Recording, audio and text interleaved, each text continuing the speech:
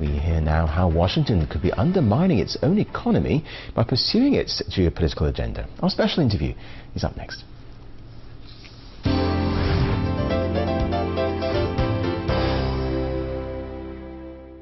We're sitting down with Clyde Prestowitz, founder and president of the Economic Strategy Institute in Washington. He led many U.S. trade and investment negotiations with Japan, China, Latin America, and Europe in the Reagan Administration, and served as vice chairman of President Clinton's Commission on Trade and Investment in the Asia-Pacific region. One of your recent articles is called Trading Jobs for Military Bases, where you're basically saying that the U.S. sacrifices its economic interests in the name of geopolitics.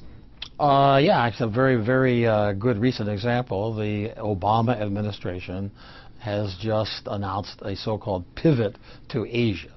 So the idea is that the U.S. is switching the focus of its military and geopolitical activity from Afghanistan and Iraq, Middle East, to Asia, to the Pacific, and to China, to the China region, and doing that in a way that undermines its ability to continue to invest, to be competitive with Chinese production or with Japanese or other Asian production. Well, if we take China as an example, we know that the U.S. administration is also going out of its way to persuade China to buy less Iranian oil, for example.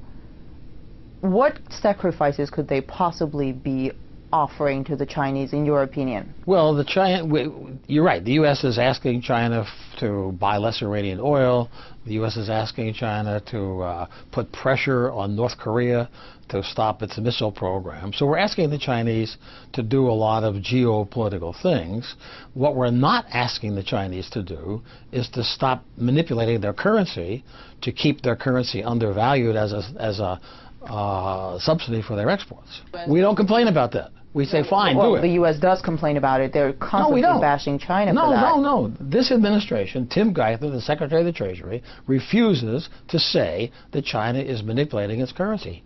He will not formally say that, because formally to say it would then compel him to take some action. He doesn't want to take any action because he knows that that would cause a huge conflict with China. But we heard President Obama say that he put together a team to deal with Well, he said he put together a team to deal with unfair trade practices. He didn't say currency practices. Remember that in the world of globalization, trade is handled by the trade representative, by the World Trade Organization. Trade does not include currency.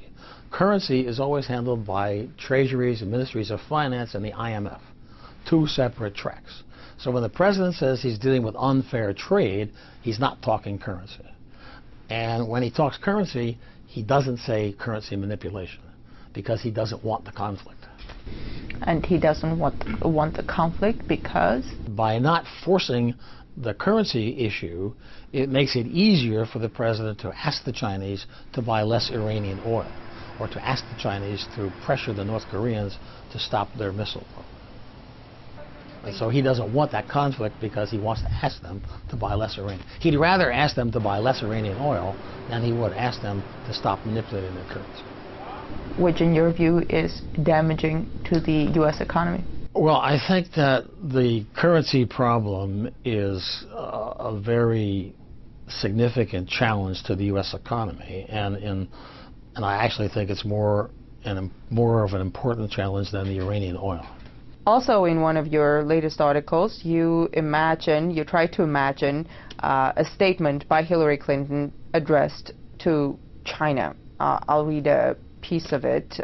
So it's Clyde Prestowitz writing as if he were Hillary Clinton addressing the Chinese.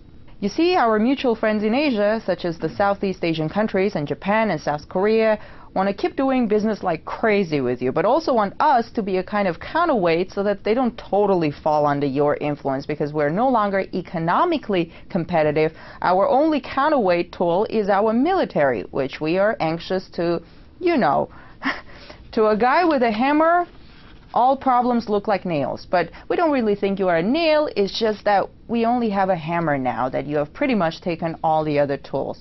No tools left, really? Well, the U.S. is suffering declining economic competitiveness. So we have a big trade deficit. We're heavily in debt to China and to the rest of the world.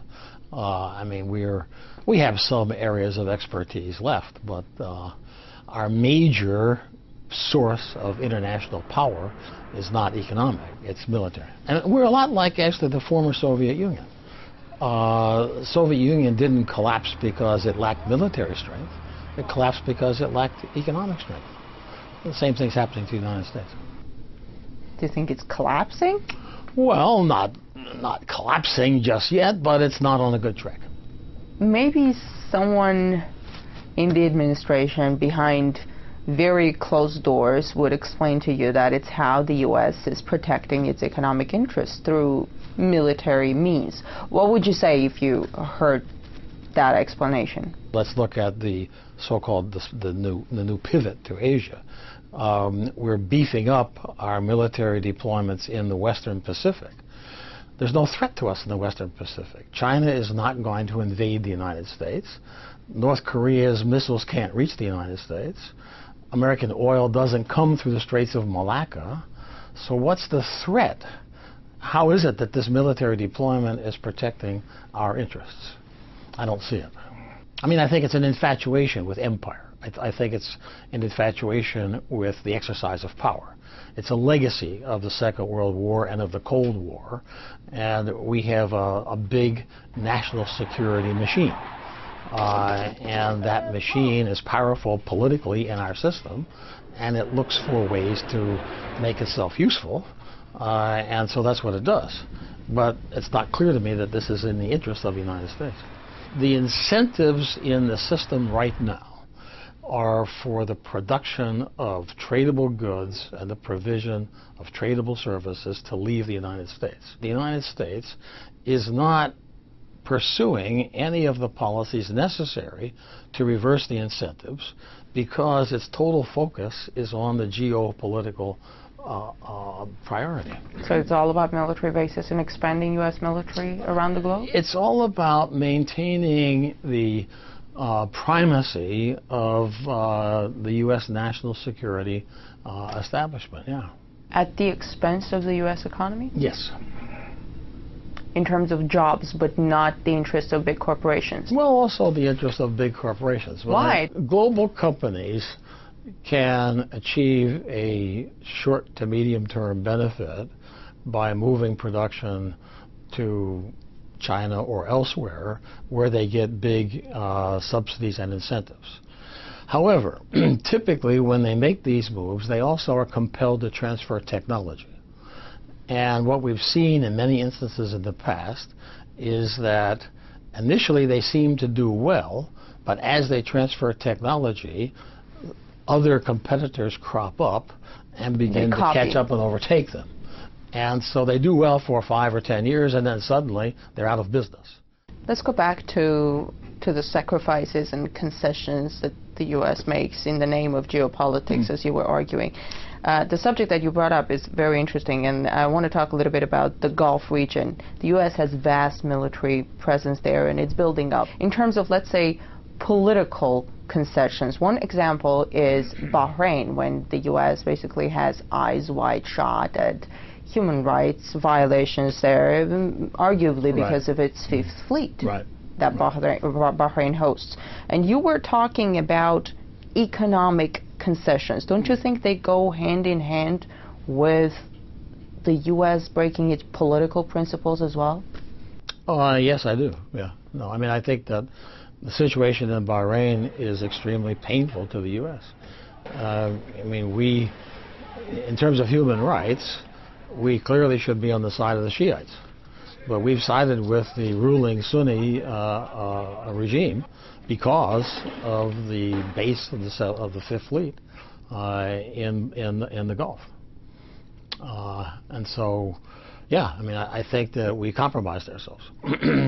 So it's not just economic concessions that the U.S. makes, but also political. Well, some some kind of compromising of our own principles. Yeah. Something I noted in all conversations I had with economists in America a very high level of concern about China, a fear of China's dominance, if you will. I want to understand, what is at the root of the problem? Is it just money? If it's just money and the economy, one would argue the U.S. and China are very mutually dependent. So what is there to be really concerned about? I don't know, actually, that there's so much fear of China. I think that there's more fear of the future of the United States. I guess the way I'd say it is this. You know, I don't know if you play the card game bridge, but if you think of globalization like a game of bridge, and you think that, you know, each country has a hand of cards, and you ask yourself, which country has the best hand? You know, if you were playing the game, whose hand would you like to have? And if I look at all the cards, I would say, well, the United States still has a lot of good cards. I'd probably prefer to play the U.S. hand. But in bridge, you can have a really good hand, and you can still lose if you play badly. And right now, I would say the United States is playing very badly. We're not playing our cards well. We're not playing our cards well because we have focused on this geopolitical priority, on this military national security priority. We keep playing the great game. We keep putting troops in Afghanistan and fleets in the Persian Gulf and pivoting to Asia, while other countries like China, like Brazil, like Germany are focusing on investing and educating and innovating and becoming more competitive. We're not doing that. And I think that is the source of concern and worry in the U.S. Thank you very much. Okay, good to see you.